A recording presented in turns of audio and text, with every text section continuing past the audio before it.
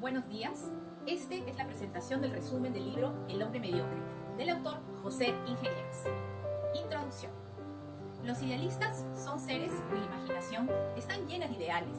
Un ideal es una hipótesis perfectible en la que la evolución humana es un esfuerzo continuo del hombre para adaptarse a la naturaleza, que evoluciona a su vez.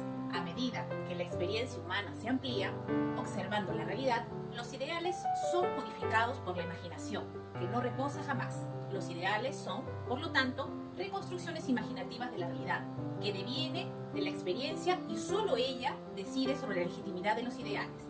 Sin ideales, sería inexplicable la evolución humana. Se distinguen dos tipos idealistas. Uno, el idealismo sentimental o romántico. Para él, la imaginación no es inhibida por la crítica y los ideales viven de sentimientos. Dos, el idealismo experimental. Acá los ritmos afectivos son encarrilados por la experiencia y la crítica coordinada la imaginación. Corresponde el primero a la juventud y al segundo a la madurez. El primero es adolescente, crece, puja y lucha. El segundo es adulto, se fija, resiste y vence. Capítulo 1. El hombre mediocre.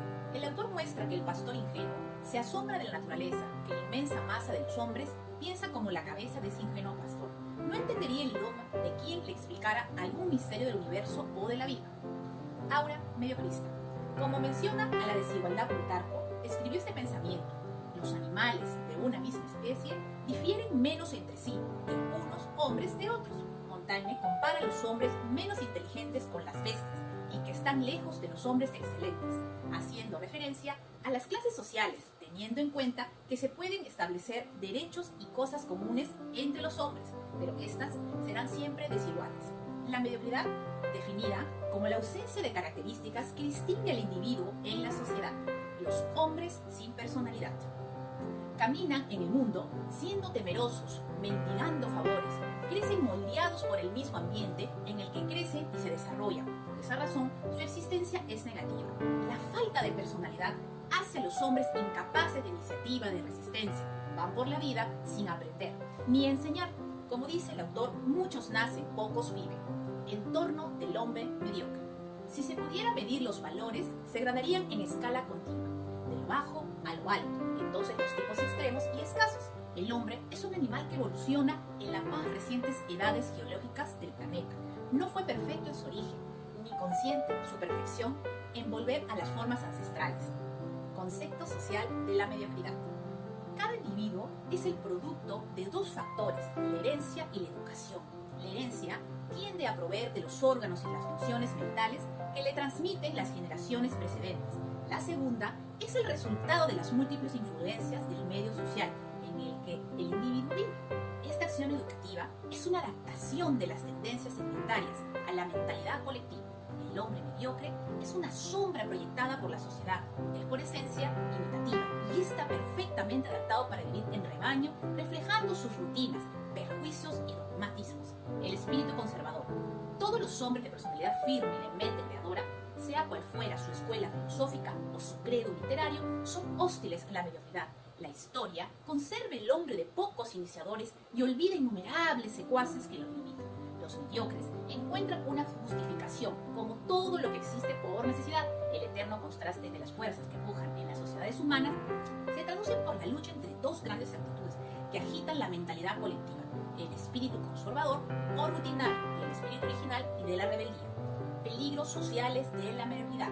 El error de lo desconocido los ata a mil prejuicios, tornándose temerosos e indecisos, carecen de iniciativa y miran siempre al pasado, truncan su honor por una prebenda y echan llave a su dignidad por evitarse un peligro. Renunciarían a vivir antes de gritar la verdad frente al error de muchos. Los estados se convierten en mediocracias. La dignidad es irreverencia, es lirismo. La justicia, la virtud es una estupidez. En la lucha de las conveniencias presentes contra los ideales futuros, ningún idealismo es respetado. La vulgaridad. Los vulgares son mediocres de razas primitivas. Habrían sido perfectamente adaptados en sociedades salvajes, pero carecen de la domesticación que los confundiría con sus contemporáneos. La vulgaridad es el blasón mobiliario de los hombres ensordecidos de su mediocridad. La custodia como al tesoro el avaro, aplasta bajo su zarpa, que sorda, ciega y deleitase en lo grotesco. Capítulo 2. La mediocridad intelectual. El hombre rutinario es el hombre de espíritu estéril, que Evita explorar nuevos espacios y disfruta repitiendo lo conocido. A este tipo de hombre le provoca horror toda innovación, ya que los cambios turban su tranquilidad y les produce desosiego. Asimismo, los hombres rutinarios aborrecen las ciencias, el egoísmo, la originalidad y la virtud para crear. Ya estos se encuentran acostumbrados a copiar y aceptar las ideas que circulan en la sociedad sin actitud crítica. En los rutinarios todo es menor esfuerzo y en sus oídos las mentiras y las verdades tienen igual peso. Los rutinarios carecen de buen gusto y tampoco tienen aptitud para adquirir. El hombre es superficial, no estudia, puebla su cerebro de maximidades y almanaques y las repite con frecuencia como si fueran sentencias. El hombre rutinario carece de ideales, desconfía de la imaginación y huye de los hombres que sí la tienen. Los hombres rutinarios son inmunes a la pasión de la verdad, al ideal del pensamiento y a la duda. Ellos prefieren los prejuicios, ya que son esclavos de ellas. Los estigmas de la mediocridad intelectual. Para el verdadero hombre mediocre, la cabeza es un simple adorno del cuerpo. El mediocre es solemne y disfraza su oquedad con grandilocuencia. La mediocridad lo lleva a desdeñar el equilibrio de la belleza, la fuerza, la elegancia, la sabiduría, en nombre de lo inmediatamente provechoso. En ese sentido, adoran el sentido común. La mediocridad intelectual hace al hombre solemne, modesto, indeciso y obtuso. Evitando mirar desde el horizonte, prefieren los engranajes de la rutina.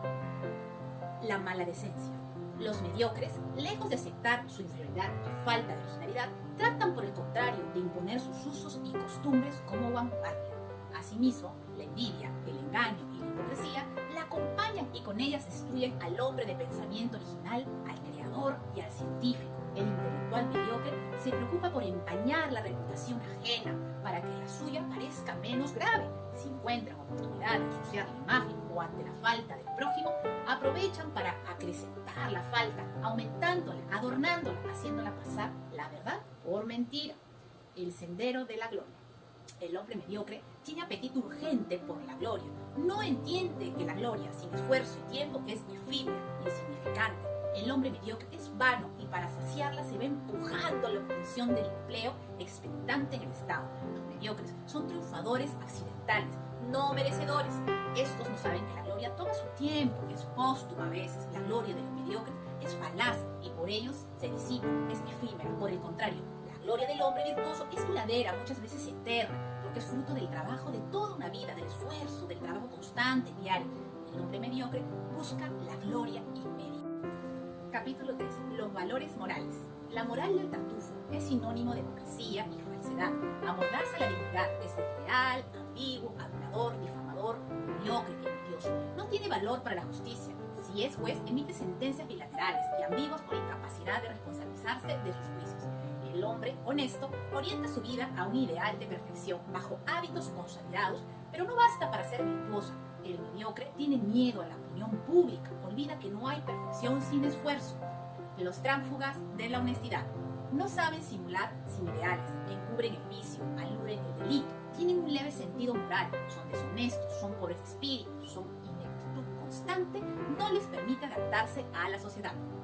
Función social de la virtud. Es activa, es variada, en derecho encoraje a las prácticas rutinarias que libren de la infamia y de la cárcel. Ser honesto implica aceptar las convenciones corrientes, ser virtuoso implica a pasar como enemigo de toda moral. La evolución de las virtudes depende de todos los factores morales e intelectuales, la pequeña virtud y el talento moral. La bondad lleva hacia la virtud. Al ser bueno, ganas algo de santidad. Ser bueno es la moral de los pequeños virtuosos. Está bien perdonar una vez y ser injusto, no perdonar ninguno. Enseñar a perdonar y no ofender son virtudes usuales, frecuentes y cotidianas. Sirve para distinguir al bueno de mediocre y al diferenciar el buen sentido del sentido común. Si un hombre pierde su reputación de honesto, pierde su virtuosidad. El ingenio moral, la santidad, los ingenios morales son los santos de la humanidad. Toda santidad es excesiva, desbordante, obsesionada, obediente. Se es santo por temperamento y no por cálculo. La santidad cree o renueva la exención o desarrolla de los sentimientos sociales y morales. Capítulo 4. Los caracteres mediocres. Hombres y sombras. La sombra es incapaz de crecer en sí misma y ver con objetividad el mundo.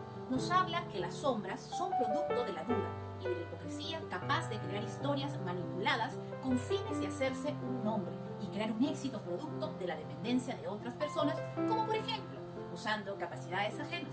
En tanto que el hombre es como cristal que siempre se mantiene en su propia forma. Quiere decir que sostiene una idea valiéndose de su propia originalidad. La domesticación de los mediocres. La mediocridad es una constante domesticación venida de la sociedad. Nos habla que los hombres dignos resisten las tentaciones, las sombras respaldan. Si observa que hay energías que estorban, las eliminarán para confundirse mejor. La vanidad. Lo que nutre a la sombra y la transforma en vanidad son las exageradas opiniones ajenas, siempre dirigida a brillar en su medio los elogios del mérito. Es su estímulo para su simulación. La dignidad. Es una de las virtudes que le acerca al hombre y desecha a la sombra, donde a falta de dignidad no existe por ningún lado el sentimiento del honor. Una población sin dignidad es un pueblo esclavo. Capítulo 5. La envidia, la pasión de los mediocres.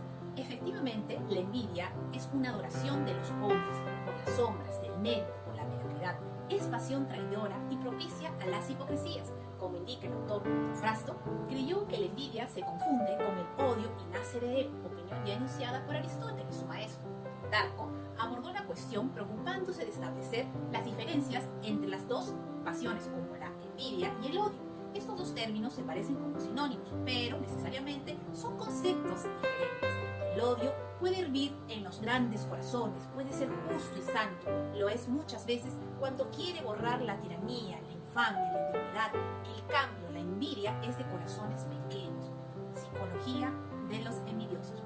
Como se conoce que la envidia, un culto involuntario del mérito, los envidiosos son a pesar suyo sus naturalezas sacerdotes.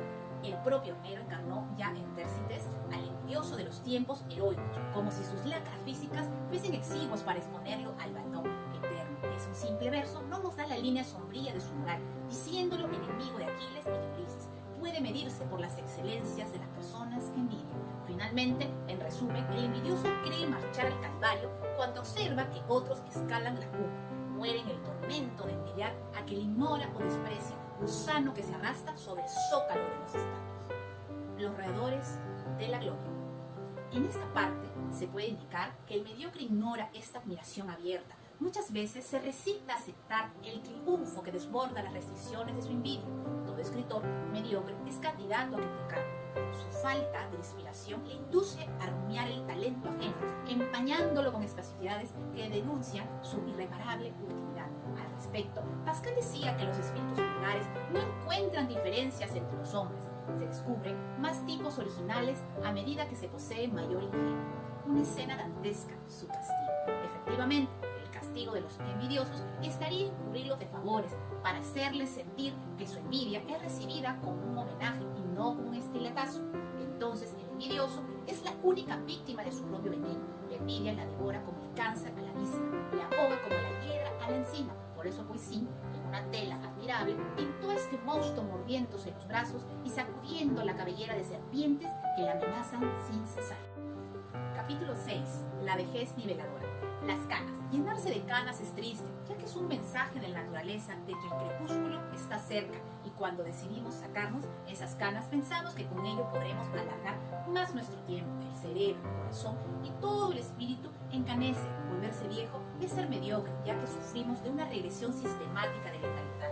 Al principio, la vejez mediocriza, más tarde la decrepitud interioriza el viejo y ya mediocre. Esto es un simple corolario de lo que es la personalidad humana, ya que esta es una formación continua y no fija. Etapas de la decadencia. La personalidad humana es una formación continua, constituida por sobreposiciones sucesivas de la experiencia. En sus capas primitivas y fundamentales están las inclinaciones recibidas hereditariamente de nuestros antepasados, la mentalidad de la especie. En las capas medianas se encuentran las sugestiones educativas de la sociedad, la mentalidad social, y en las capas superiores florecen variaciones y perfeccionamientos recientes de cada uno de los rasgos personales que no son patrimonio colectivo.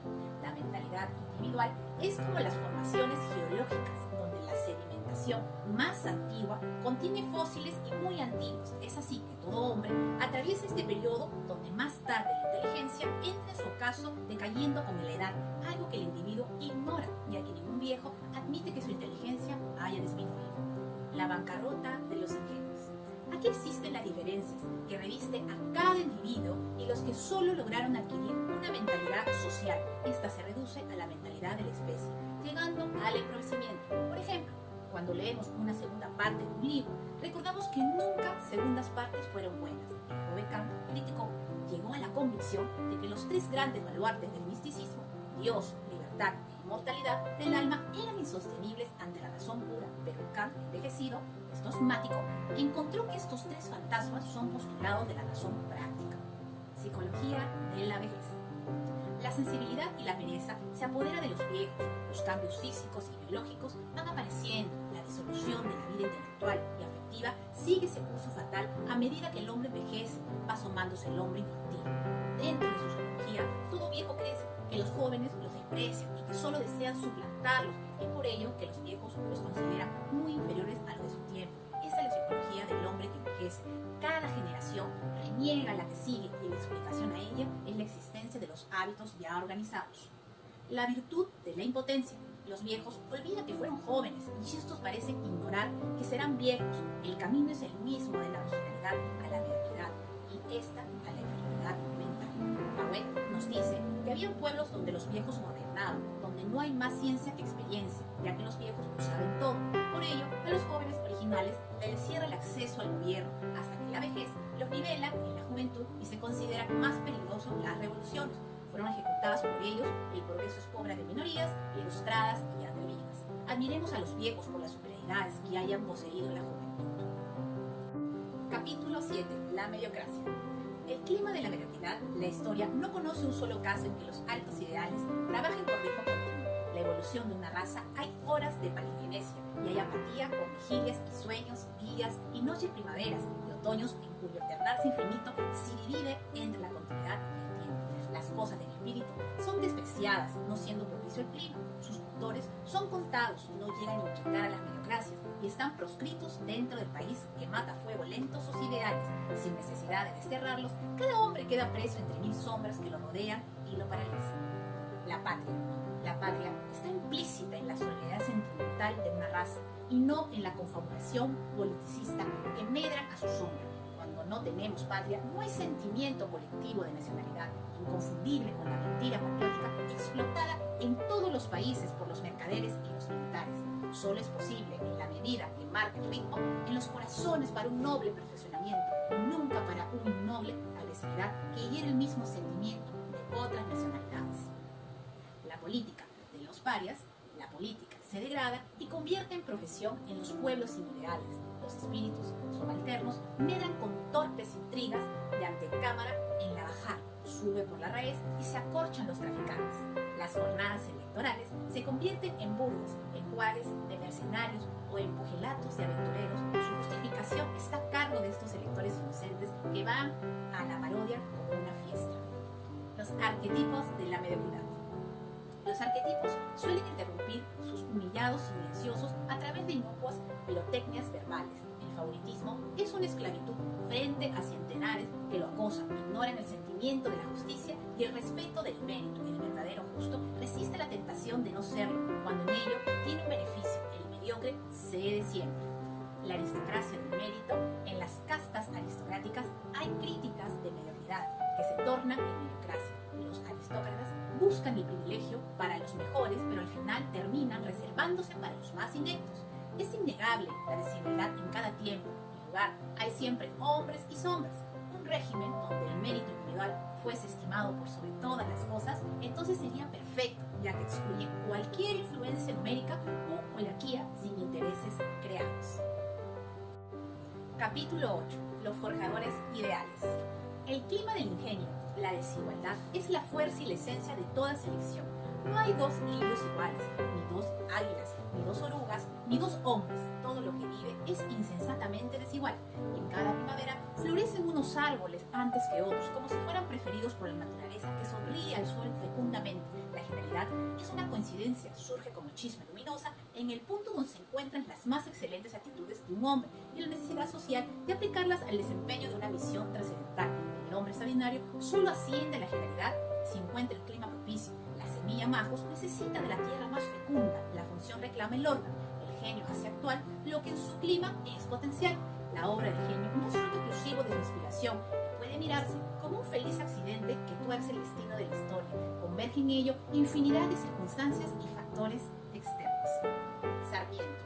Sus pensamientos fueron tajos de luz en la penumbra de la barbarie americana, entreabriendo la visión de cosas futuras. Pensaba en tan alto estilo que parecía tener como Sócrates algún demonio familiar que alucinara su inspiración. La palabra de Sarmiento parece bajar de un Sinaí proscrito en Chile. El hombre extraordinario encuadra por entonces su espíritu en el doble marco de la cordillera muda y del mar clamoroso. Los hombres y los pueblos viven acordándose cuando están en decadencia, de dónde vienen. Los hombres geniales y los pueblos fuertes solo necesitan saber dónde van. A Mequino. La vasta obra de Mequino en nuestro continente y en nuestra época tiene los caracteres de un fenómeno natural, porque un hombre en Luján da por juntar huesos de fósiles y los baraja entre sus dedos como un naipe compuesto con millares de siglos y acaba por pedir a esos mudos testigos la historia de la tierra de la vida, del hombre como si obrara por predestinación o fatalidad. La obra de Mequino es creadora diferencia una gran variedad paleontológica. Sería absurdo decir que la genialidad es infalible, no existiendo verdades imperfectibles, 100 rectificaciones podrán hacerse en la obra de Mequino y muy especialmente en su hipótesis sobre el sitio del origen de la especie humana. La moral del genio. La moralidad para consigo mismo es la negación del genio. Por ella se descubren los desequilibrados, los estilistas y los simuladores. El genio ignora las artes del escalamiento y la industria de la prosperidad material en la ciencia. Busca la verdad tal como la concibe. Ese afán le basta prevenir. Los santos de la moral idealista no hacen milagros, realizan magnas obras, consiguen supremas bellezas e investigan profundas verdades. Mientras existan corazones que alienten el afán de la perfección, serán conmovidos por todo lo que revela la fe en un ideal. Por canto de los poetas, por el gesto de los seres, por la virtud de los santos, por la doctrina de los sabios, por la filosofía de los pensadores. Gracias, esto fue el resumen del hombre mediocre, escrito por el autor José Inge Mieres.